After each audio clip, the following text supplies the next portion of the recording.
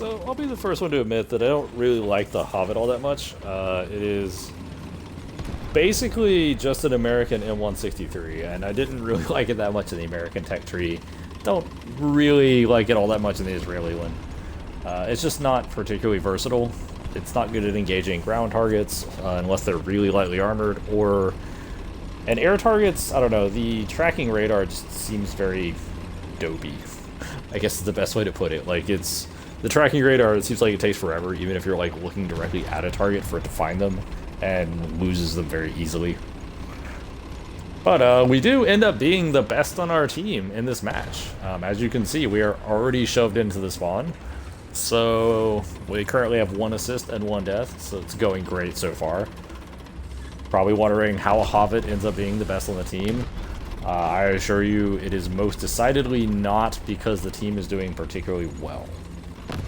Here, we know we can't really engage the heavy with the Hovet, but we do see a light tank, and I'm like, sure, whatever. We'll see if we can get this light tank. I don't know, maybe we'll tear him up with the chain gun. And surprise, surprise, we see not 1 but 2 light tanks. We see a PT-76 and a BMP-2. We get both of them. That was pretty neat.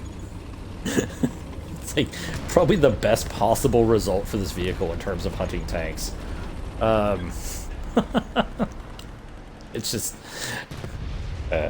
it's great to hear that sound, but it's even better when the sound actually means, like, an enemy is about to die. Because a lot of times with the Vulcan, when you hear that sound, it doesn't really do anything. Like, the 20mm just isn't good enough against most targets. And at this point, because we're shoved in the spawn, I'm having to, like, keep my attention on this heavy tank, like, right around the goddamn corner. And of course, artillery's going off around us. We can't really do anything about that because that plane just flew right at us, so, you know, we'll take that kill. Cool. So, 1 assist, 2 ground kills, 1 air kill. Seems traditional. Not really. Not for the Hovet, anyway. This is where I decide to be an annoyance, because that's the best I can really do, and maybe distract some attention from this heavy tank. Allow some of my teammates to get a kill, like, let's just hurt some of his tracks. Like, I don't know, maybe he'll be distracted by that enough.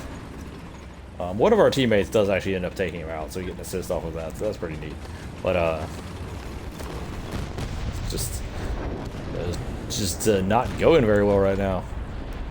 This is a classic example of how this thing sucks, because I'm trying to track this meteor, and it's just not happening.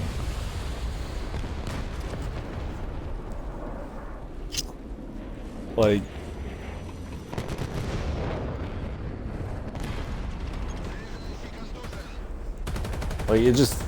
it feels like you can literally point the vehicle, like, the aiming directly at an aircraft, and it still won't lock on for whatever reason, even if there's, like, no interference. It's just, it's really finicky for some reason. Like, ideally the best, yeah, this is where I'm like, it'd be great if I could take this shot. Tracking system's like, I got nothing.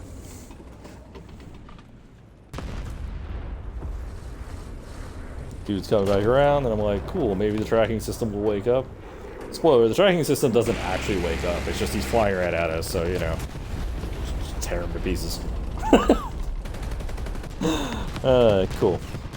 So we have, so our Hovet has, we've already had 1 assist, so our Hovet has 1 assist, 2 ground vehicle kills, and 2 air vehicle kills.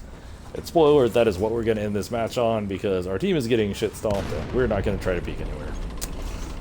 Hope that was informative. This score is good enough for the best on our team, which is really sad. Have a nice day, everybody, because this was not a fun game for me.